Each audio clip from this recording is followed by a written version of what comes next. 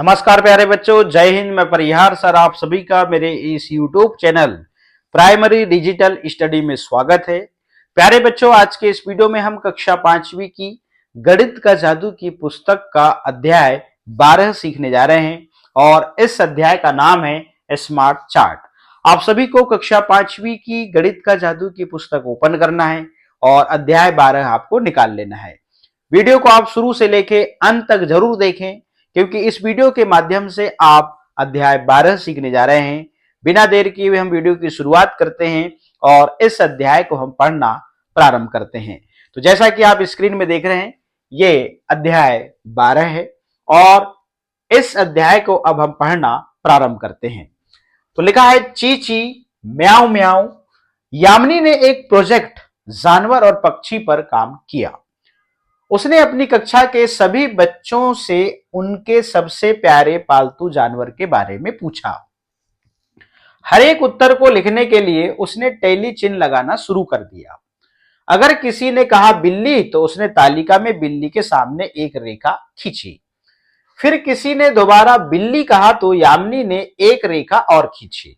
इसलिए दो रेखा का मतलब दो बिल्लियां, और यहां पर आप देख रहे हैं 5 रेखा हैं, तो 5 रेखा का मतलब 5 बिल्लियां।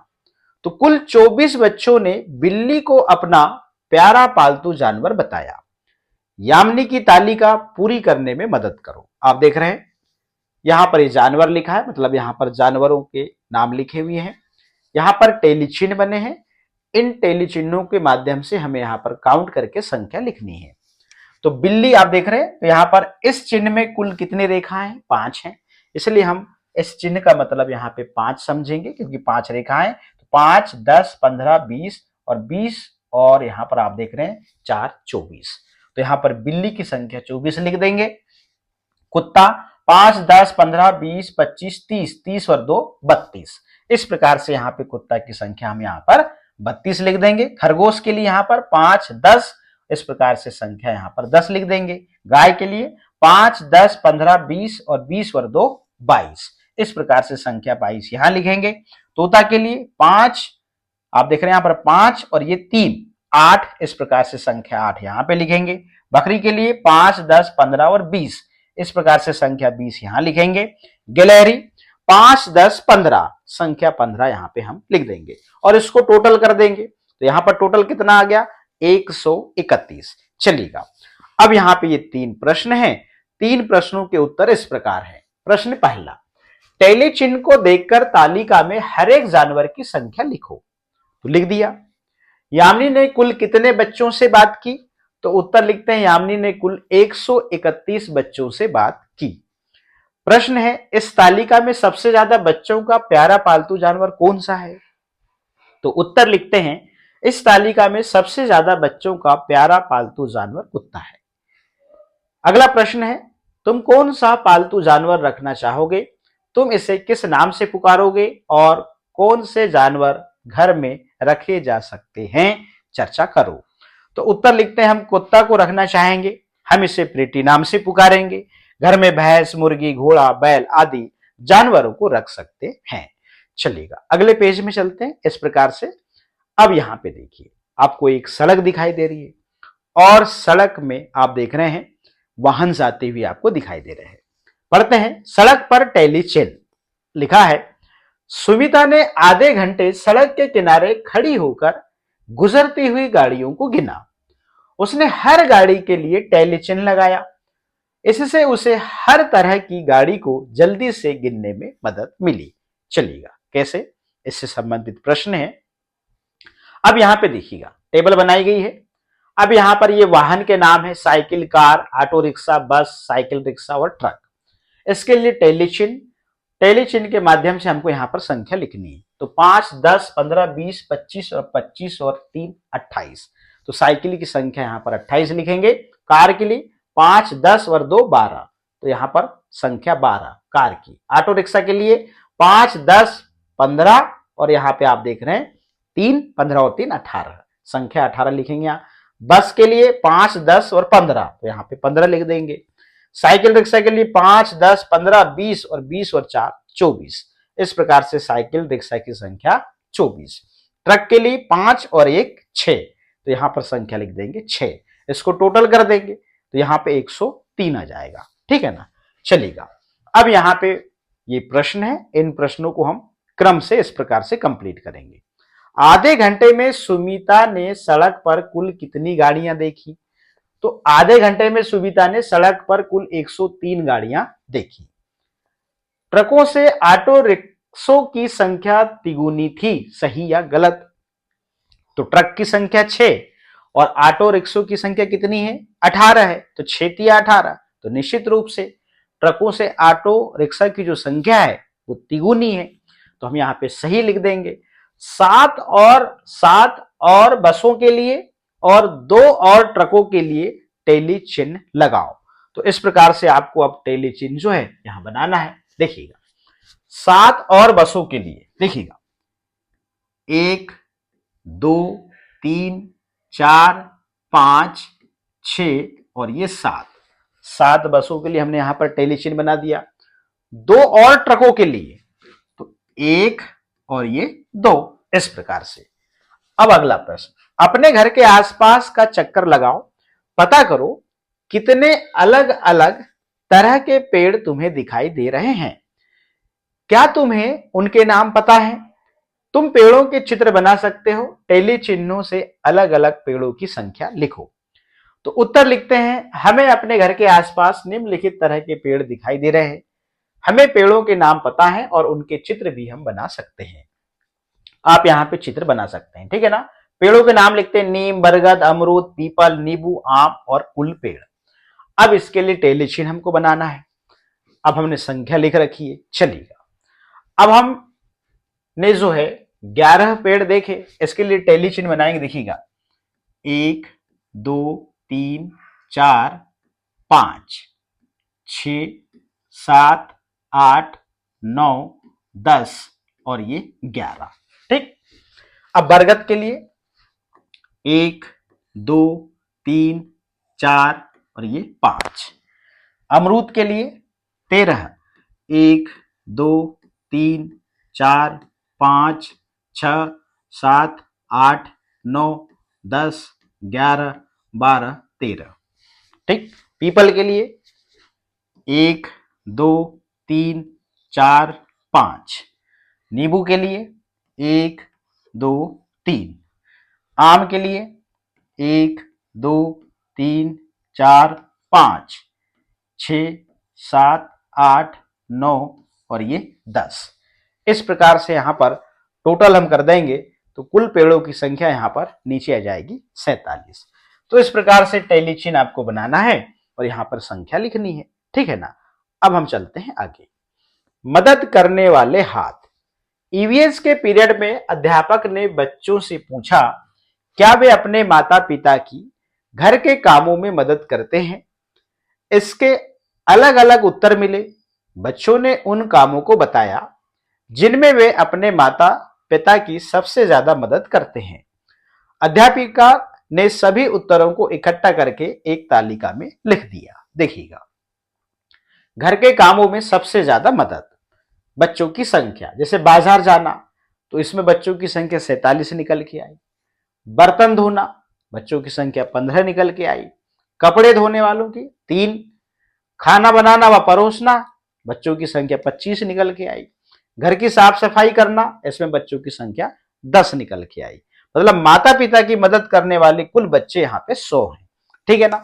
चलिएगा, इससे संबंधित प्रश्न है, क्या तुम दिए गए चपाती चार्ट को तालिका में दिए गए आंकड़ों से पूरा कर सकते हो? ये रहा चपाती चार्ट। अब आपको पता है 10 बच्चे जो हैं घर की साफ सफाई कर रहे हैं, 3 बच्चे जो हैं कपड़े धो रहे हैं। बाजार जाने का काम कितने बच्चे कर रहे हैं? 47 कर रहे हैं। खाना बनाने व परोसने का काम कितने बच्चे कर रहे हैं? 25 कर रहे हैं। और 15 बच्चे जो है वो बर्तन धोने का काम कर रहे हैं। तो वे बच्चे जिन्होंने खाना बनाने एवं परोसने में मदद की, तो यहां पर 3 ऑप्शन है। तो आपको पता है कि यहां पर खाना बनाना और परोसने में आप सब देख रहे हैं, यहां पे जो बच्चे हैं उसकी संख्या 25 है। और इस चपाती चार्ट का ये वाला जो भाग है, कौन सा वाला? ये वाला भाग, ये है 1/4 है। तो इसका मतलब उत्तर कौन सा सही होगा, ये वाला सही होगा। ठीक, अब आगे चलते हैं। अभ्यास का समय। स्कूल के बाद अपने 10 दोस्तों से पूछो कि वे स्कूल के बाद अपना समय कैसे बिताते हैं। स्कूल के बाद क्या करना पसंद करते हैं और बच्चों की संख्या, जैसे टीवी देखना तो 2 बच्चे, फुटबॉल खेलना 3 बच्चे, कहानियां पढ़ना 1 बच्चा, स्कूल का गृह कार्य करना 1 बच्चा, सोने का काम 2 बच्चे, साइकिलिंग 1 बच्चा। इस प्रकार से आपको यहां पे लिखना है। अब हम चलते हैं आगे। विज्ञापन। रागिनी को टेलीविजन पर कार्टून देखना बहुत पसंद है। एक दिन उसने सोचा कि वह कार्यक्रमों के बीच में आने वाले विज्ञापनों को गिनेगी। उसने पाया कि हर ब्रेक में 14 विज्ञापन आते हैं और उनमें से 10 विज्ञापनों में बच्चे अभिनय करते हैं।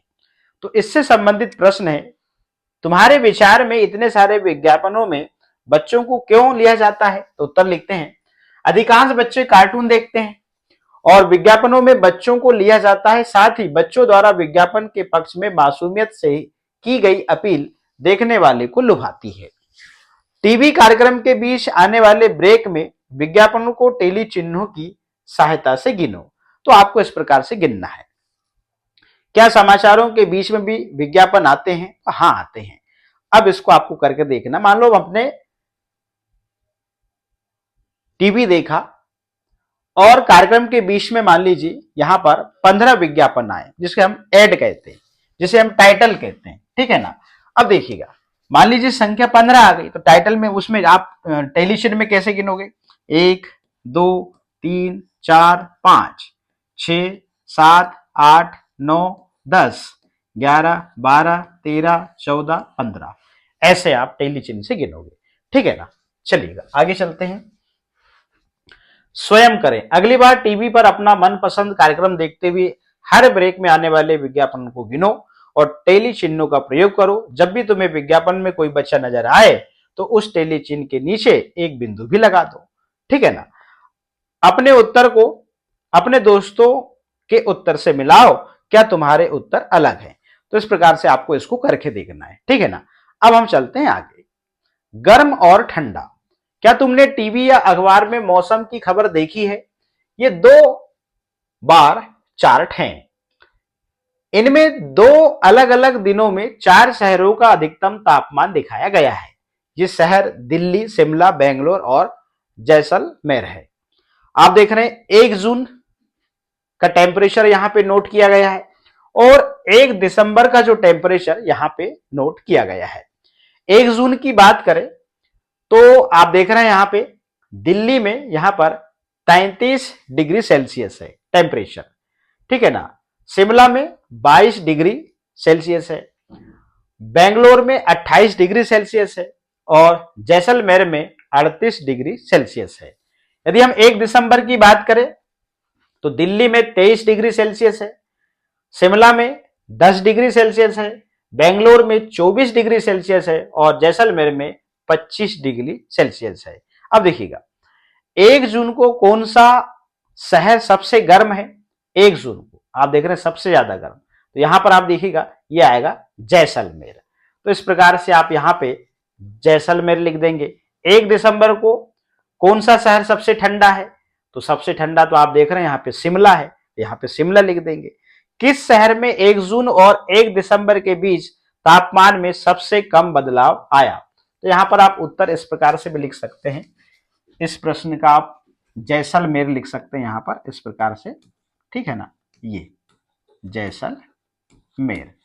तो यहां टेम्परेचर कितना है आप देख रहे हैं, अभी सबसे ऊपर लिखा हुआ 38 डिग्री सेल्सियस है। कितना है यहां पर?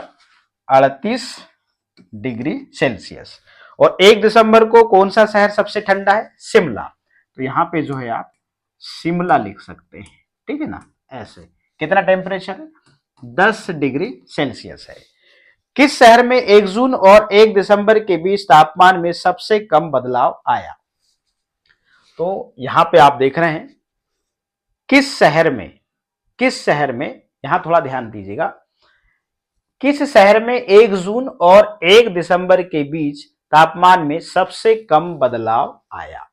अब देखिएगा, तो यहां तो हमने दिल्ली में देखा तो दिल्ली में तो बहुत बदलाव आया, शिमला में देखा तो शिमला में बहुत बदलाव आया, यहाँ 22 और यहाँ पर 10 डिग्री है। अब बात करते हैं बेंगलोर की, तो बेंगलोर में आप देखिए यहाँ पर 28 था और यहाँ 24 है।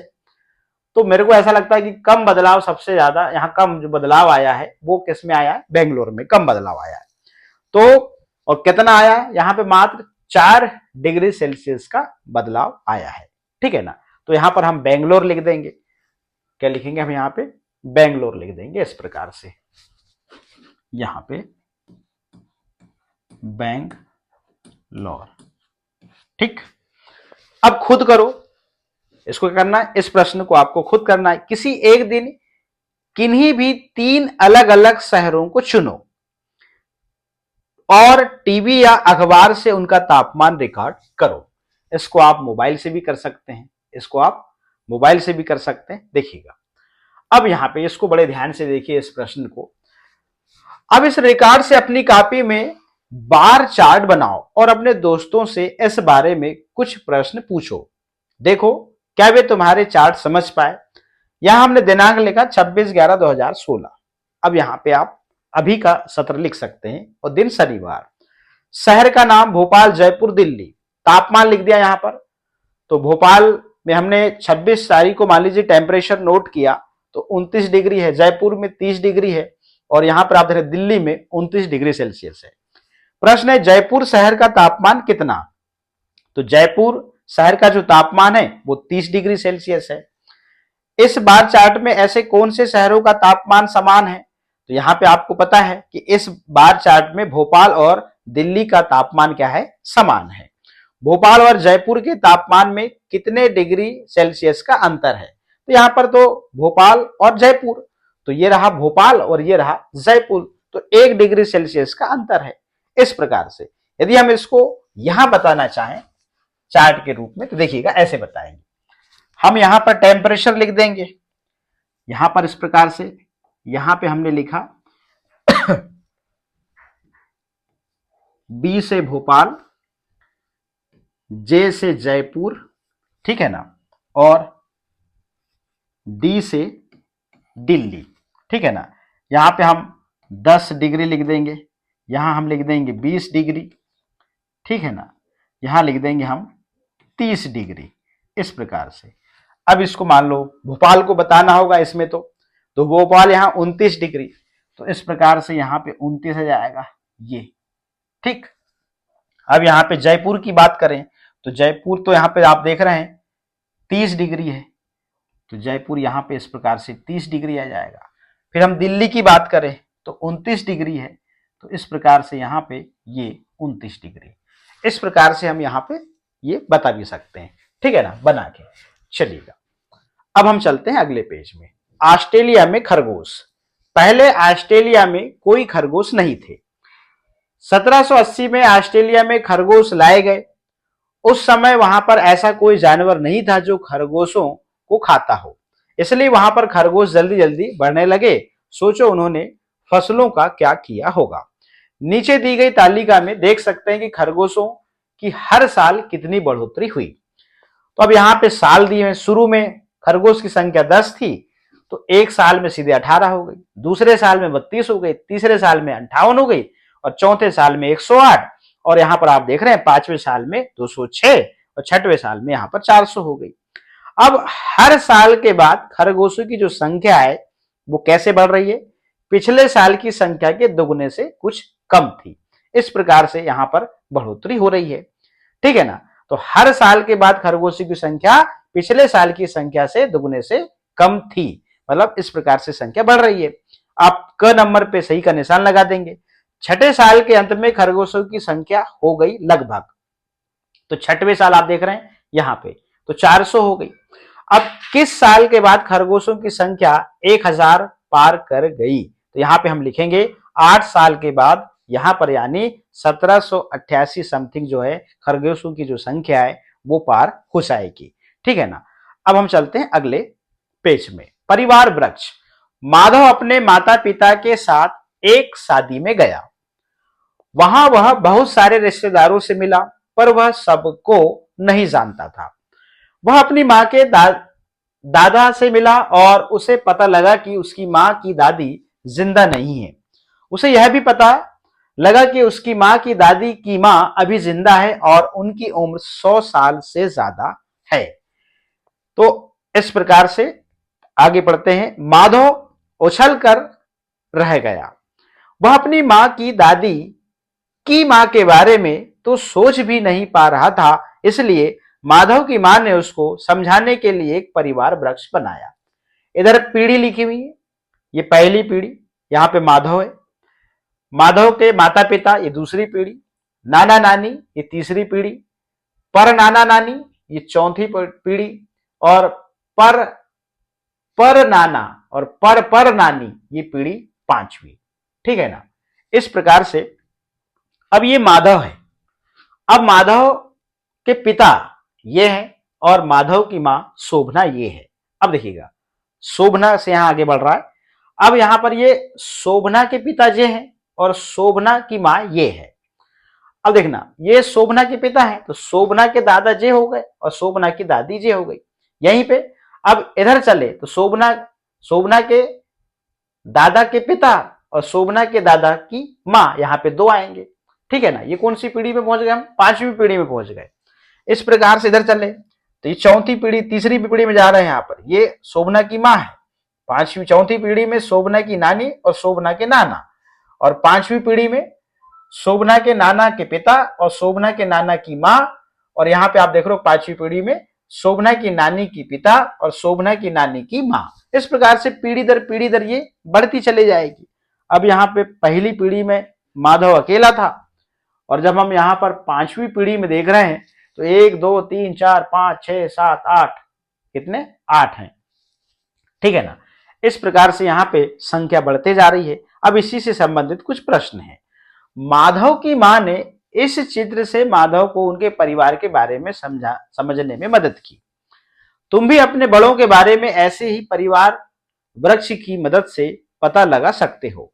माधव के परिवार वृक्ष को देखकर इन प्रश्नों के उत्तर दो। शोभना के कुल कितने परनाना और परनानी है? तो 2 परनाना और 2 परनानी है। माधव के कुल कितने परनाना और परनानी है? मतलब यहाँ पे पर नाना, पांचवी पीढ़ी की बात करी जा रही है। माधव के कुल कितने पर नाना और पर नानी है? तो यहां पर 4 पर नाना और 4 पर नानी। इस प्रकार से माधव की 7वीं पीढ़ी में कुल कितने बड़े होंगे? तो यहां पे आप देख रहे हैं 5वीं पीढ़ी में कितने हैं? 8 हैं। तो 5वीं पीढ़ी में 8, तो 6वीं पीढ़ी में कितने हो जाएंगे? 8 दूनी 16, और 7वीं पीढ़ी में क्या होगा?